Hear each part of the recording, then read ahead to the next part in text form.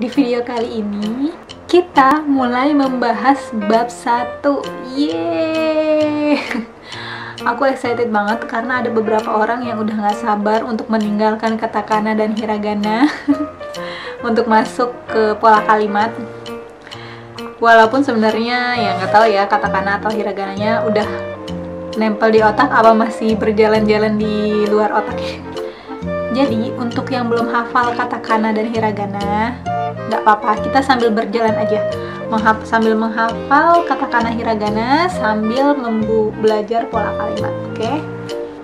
Karena ini bahasannya udah mulai serius ya, udah masuk pola kalimat, jadi kita mulai lebih fokus ya. Jadi tolong didengarkan penjelasannya. Kita mulai dengan keterangan tata bahasa 1. Itu kalian bisa lihat di sana ada tulisannya 1. 1 itu maksudnya ini pola pertama kita. KB itu kata benda. Terus 1 itu maksudnya ini ada kata benda 1 karena di sini ada kata benda lagi, ada kata benda 2. Dan ini ada huruf H. Huruf H di pola kalimat 1 ini dibaca wa ya. Partikel wa menunjukkan bahwa kata sebelumnya adalah topik atau subjek. Jadi, hal yang mau dibicarakan diikuti oleh wa untuk menunjukkan topik si pembicara. Dan partikel H dibaca wa. Terus di situ ada KB, habis wa ada KB2. KB2 itu maksudnya kata benda 2 dan des. Partikel wa ini merubah kata benda di depannya menjadi subjek. Dan des merubah kata benda sebelum des ini menjadi predikat. Dan des ini menunjukkan bahwa kalimat ini adalah kalimat positif. Jadi kalau kalimatnya negatif, des bakal berubah. Kalau kalimatnya lampau, des bakal berubah. Gimana? Sampai sini udah paham belum? Susah ya, nggak ada jawabannya. Paham. Oke, kita lanjut. Ini kita langsung ke contoh kalimat ya. Watashi wa maiku mira desu. Watashi wa kata benda. Maiku mira kata benda. Kenapa watashi wa kata benda? Kemarin udah dibahas di video sebelumnya kalau ini adalah kata benda. Terus kenapa nih maiku mira? Kenapa maiku mira ini kata benda? Karena nama orang itu termasuk kata benda. Dan watashi menjadi subjek karena ada partikel wa. Maiku mira menjadi predikat karena ada des. Jadi ini kalimatnya watashi wa maiku mira des. Saya adalah Mike Miller. Wa ini menjelaskan bahwa watashi ini subjek. Jadi subjek terus dijelaskan oleh predikat. Lanjut ke contoh berikutnya.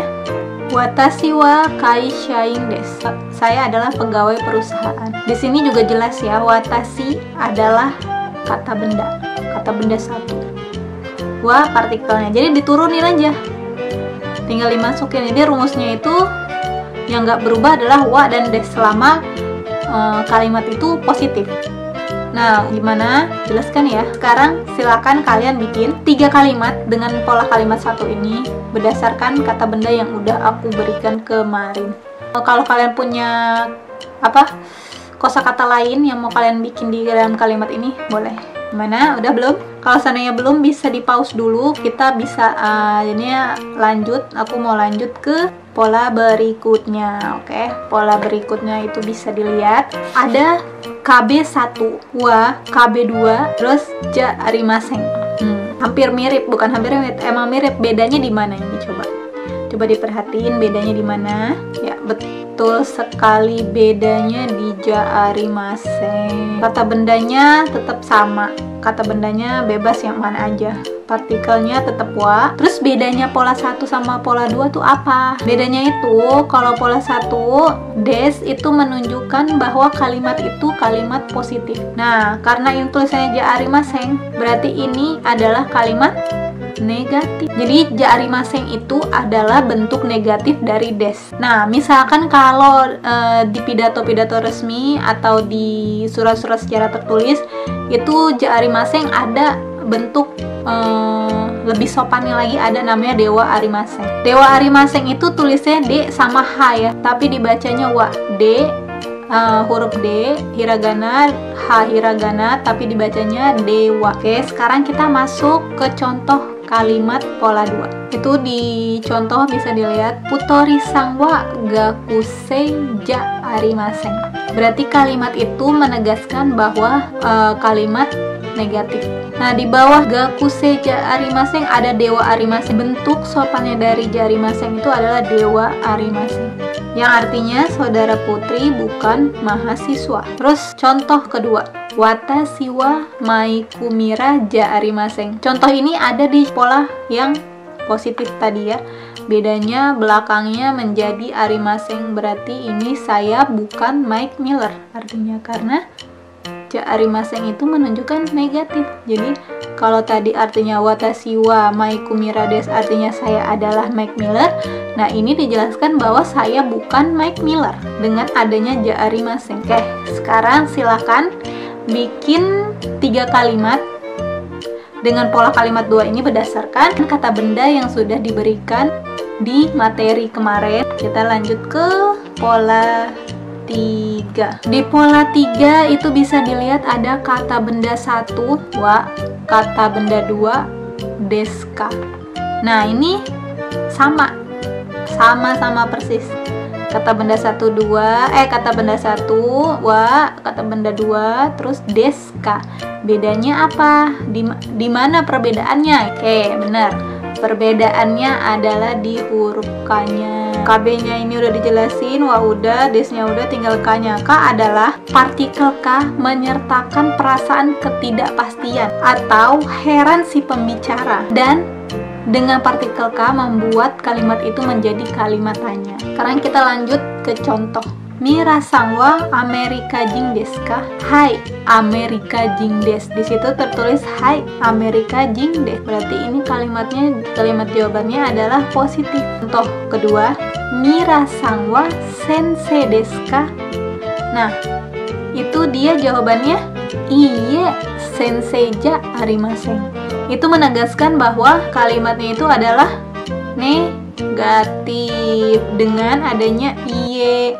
Jadi kalau iye itu pasti pasangannya ja arimaseng karena dia negatif. Jadi kalau ada pertanyaan, misalnya nanti next ada pertanyaan atau ada kalimat yang depannya iye titik, pasti belakangnya itu negatif, pola negatif. Dan kalau seandainya depannya ada kalimat pertanyaan terus jawabannya hai, pasti kalimat yang digandengnya yang belakangnya itu pasti kalimat positif. Lanjut ke contoh nomor 3. Di contoh nomor 3 ada ano kata wa donata desu ka? Ano kata wa mira-san desu.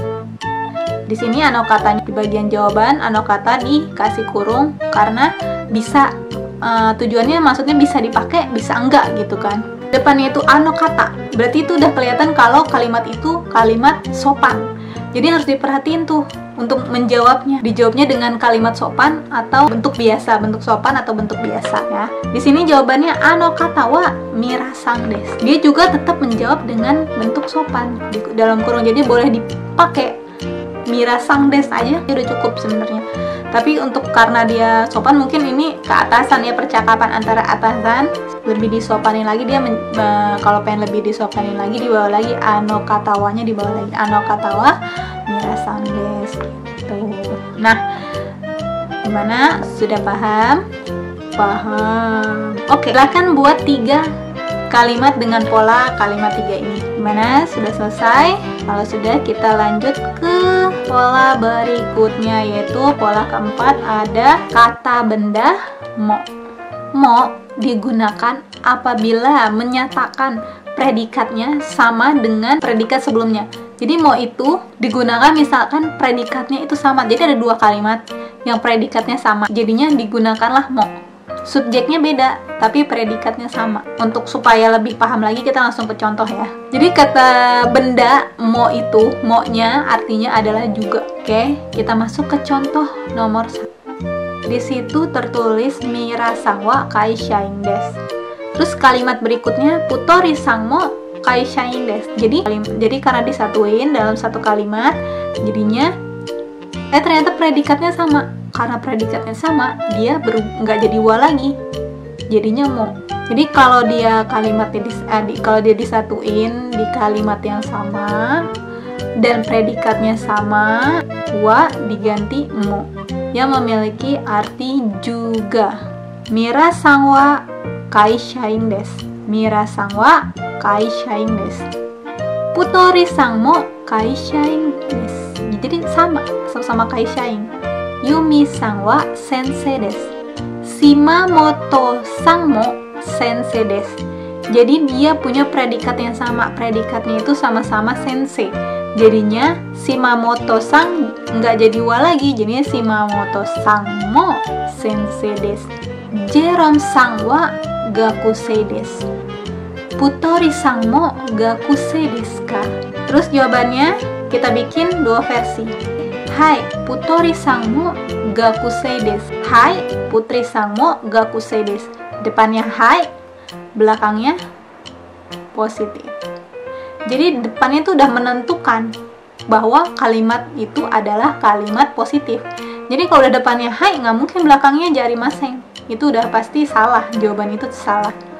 Jadi karena depannya hai, positif, belakangnya sudah pasti juga positif. Jadi nanti misalnya ada soal nih, depannya titik-titik, tapi belakangnya tulisannya negatif, berarti depannya pasti jawabannya juga negatif.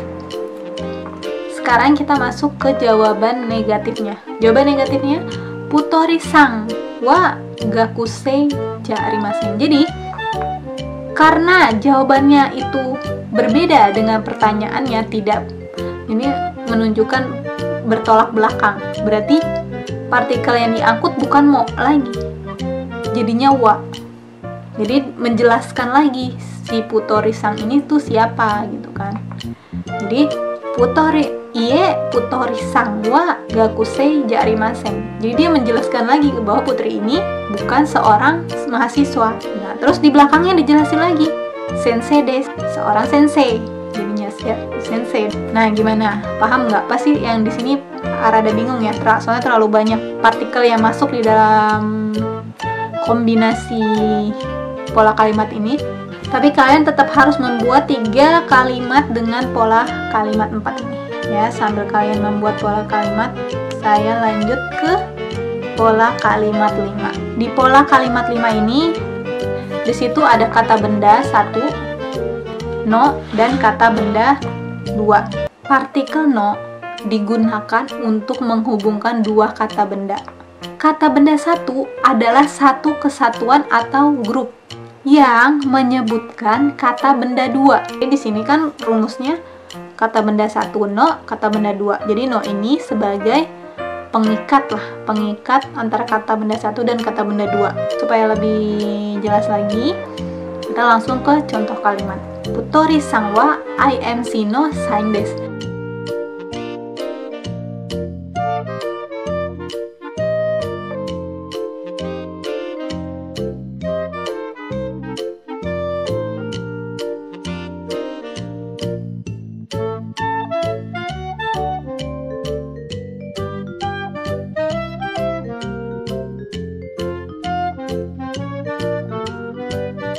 Oke, tahan, kita pelan-pelan bahas lagi. Putori sang wa IMC no sain desu. Di situ dijelaskan IMC ini kan satu perusahaan gitu ya. Nah, dia tuh di perusahaan itu sebagai apa? Dijelasin lah bahwa dia itu pegawai di situ. Jadinya IMC no sain desu. Jadi partikel no ini untuk menghubungkan 2 kata benda ini. Lanjut lagi ke contoh berikutnya, yaitu ano kata wa donata desu ka? Ini balik lagi ke bentuk sopan. Ano kata wa donata desu ka? Ano kata wa donata desu ka? Nah, itu berarti sejajar gitu. Kalimatnya sama-sama sopan. Jadi ano hito itu pasangannya dare, ano kata pasangannya donata. Ini kalau bentuk sopan sama bentuk sopan, bentuk gak sopan, bentuk biasa sama bentuk biasa gitu. nggak bisa dicampur-campur. Balik lagi ke contoh. Ano kata wa donata desu ka? Orang itu siapa? Beliau siapa? Gitu. Mira sang desu. I am Sino Shaing desu. Jadi dijawab kalau dia itu adalah Mira sang, pegawai dari IMC. Oke, ini cukup agak bingung atau tidak? Tidak. Oke, kalau begitu buatlah 3 contoh kalimat dengan pola kalimat 5 ini ya. Nah, akhirnya kita mengakhiri bab 1 ini. Lanjut kita mulai dengan mengetes kemampuan kita. Apakah kita sudah paham dengan bab 1 ini atau belum? Yaitu dengan mengerjakan soal. Oke, ini soalnya tolong dikerjakan, kalian mengerjakannya ditulis juga ya. Ditulis dan ditulis juga jawabannya ya. Oke, ini sebagai latihan. Dan habis mengerjakan soal ini, kita akan membahas kata benda yang akan kita bahas di materi berikutnya. Jadi kata benda yang akan dibahas setelah soal ini adalah kata benda yang akan kita pelajari untuk materi berikutnya.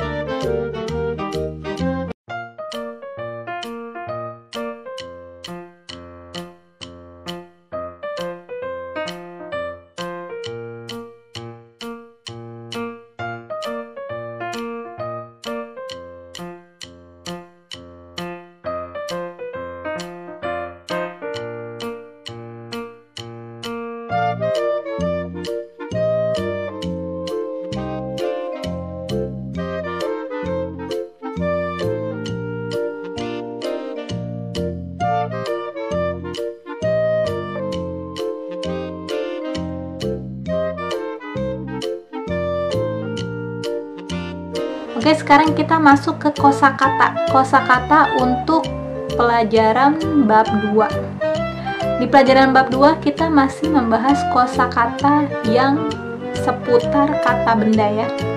Di sini ada kore. Kore artinya ini. Ini yang dekat sama si pembicara. Sore artinya itu. Benda yang dekat dengan lawan bicara. Are adalah itu. Benda yang jauh dari pembicara atau dari lawan bicara. Kono artinya ini, menerangkan benda atau orang yang dekat si pembicara. Sono artinya itu, menerangkan benda atau orang yang dekat dengan lawan bicara. Ano artinya itu, menerangkan benda atau orang yang jauh dari pembicara dan lawan bicara. Hong buku, jisho kamus, zashi majalah, singbung koran, noto buku catatan atau notes, techo buku catatan, meishi kartu nama, kado kartu, kagi kunci, toke jam, kasa payung, kabang tas, kaseto kaset atau kaset tape, jidosha mobil, square meja tulis, isu kursi, chokoreto coklat, eigo bahasa Inggris, nihongo bahasa Jepang, go nani go itu artinya bahasa. Jadi kalau bahasa Indonesia go, bahasa Filipin go gitu ya. Nani yang tanda begininya itu artinya kalian isi nama negaranya terus go, dan negara itu menggunakan bahasa apa. Kalau Indonesia kan pakai bahasa Indonesia kan, jadi Indonesia go. Kita lanjut ke kotoba berikutnya. Nan apa, so begitu, omiyage. Nah itu o nya kenapa dikurungin? Untuk omiyage kenapa o nya dikurungin? Jadi o itu bisa dipakai bisa enggak, tapi o ini biasanya dipakai untuk menunjukkan rasa kesopanan, jadinya omiyage. Jadi dipakai atau enggak artinya tetap sama, oleh-oleh. Semua kosakata ini adalah kata benda, dan di pertemuan berikutnya kita akan membahas kata tunjuk. Terima kasih dan semoga video ini bermanfaat.